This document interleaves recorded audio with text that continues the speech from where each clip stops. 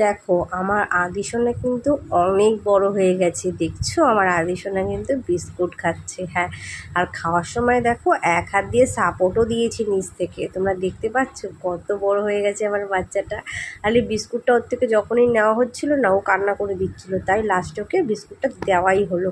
আর ও দেখো এরকম করতে করতে কিন্তু পুরো বিস্কুটটাই ও খেয়ে ফেলেছে। হ্যাঁ, ওরকম করতে করতে চুষতে চুষতে খেয়ে নিয়েছে। আর এইদিকে সবাই কিন্তু হালকা আমরা টিফিন করতে বসে গেছি সকাল সকাল।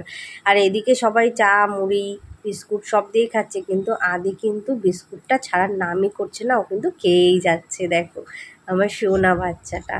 কার বাড়িতে এরকম ছোট্ট বেবি আছে যারা এরকম করে, আমাকে একটু কমেন্টে অবশ্যই জানিও। তারপরে কি রান্নাঘরে সব রেডি করছিলাম, তার মধ্যে দেখি আমার বাচ্চাটা ঘুম থেকে উঠে গেছে। আর তার মধ্যে আমি একটা ফুটেজ নিলাম আদির সাথে। দেখো আমার আদিটাকে ব্যাঁ করে তাকিয়ে রয়েছে। আর দেখো পেছনে সব কিন্তু গুছিয়ে রেখেছি কিছু কিছু, আর কিছু কিছু গোছানো হয়নি। আর ওকে নিয়ে আমি ভিডিওটা করছি আর তোমাদের ওর সাথে শেয়ার করছি সময়টা, মুভমেন্টটা। দেখো আমার বেবিটা কত সুন্দর তাকিয়ে রয়েছে ক্যামেরার দিকে। আমার বেবিটার জন্য সবাই একটু আশীর্বাদ করে, যাতে ও সবসময় ভালো থাকে সুস্থ থাকে। আর এখানে দেখো চালগুলো ভিজিয়ে নিয়েছি, সবজিগুলো কেটে রেখেছি সব রকমের।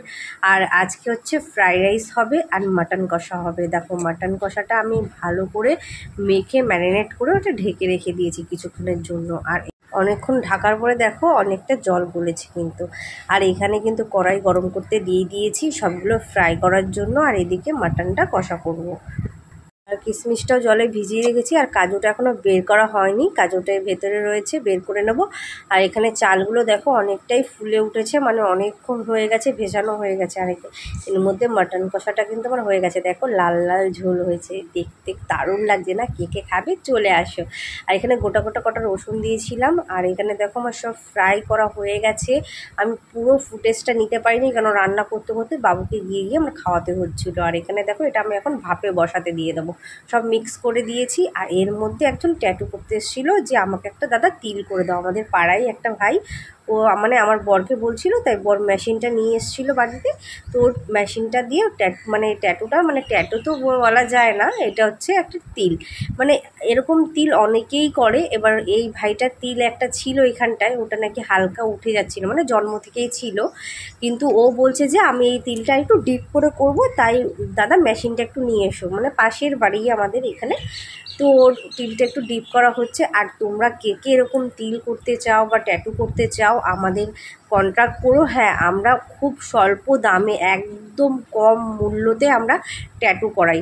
আর বিকেলবেলায় দেখো ওর বাবা কিন্তু চাউমিন নিয়ে এসেছিলো দোকান করে, বিকেল তো বলবো না, রাতেই বলতে পারো। তো এখানে আদি সোনা এসে দেখছে আমি কি করছি, আর আমি প্লেটে সার্ভ করছিলাম, ওর বাবা খাবে। আর মা তো ঘরে ছিল না, বাইরে ছিল, তাই ভাই আর মায়ের জন্য মানে এক প্লেট তুলে রেখে দিয়েছি। আর আদিকে দেখো আমরা দুজন খাচ্ছি, আর আদি আমাদের দিকে কিভাবে তাকিয়ে রয়েছে। আমার সোনা বাচ্চাটা তো এখন খেতে পারে না, তাই ওকে বলছিলাম বাবা তুমি বড় হয়ে নাও, তোমাকে আমি সুন্দর সুন্দর খাবার রান্না করে খাওয়াবো। আর দেখো ওর বাবা খাচ্ছে, আর ওর বাবার দিকে কীভাবে তাকিয়ে আছে। কার বাচ্চা এরকম দুষ্টু একটু কমেন্ট অবশ্যই জানিয়ে। চলো আজকের ভিডিও এখানে শেষ করছি, টাটা।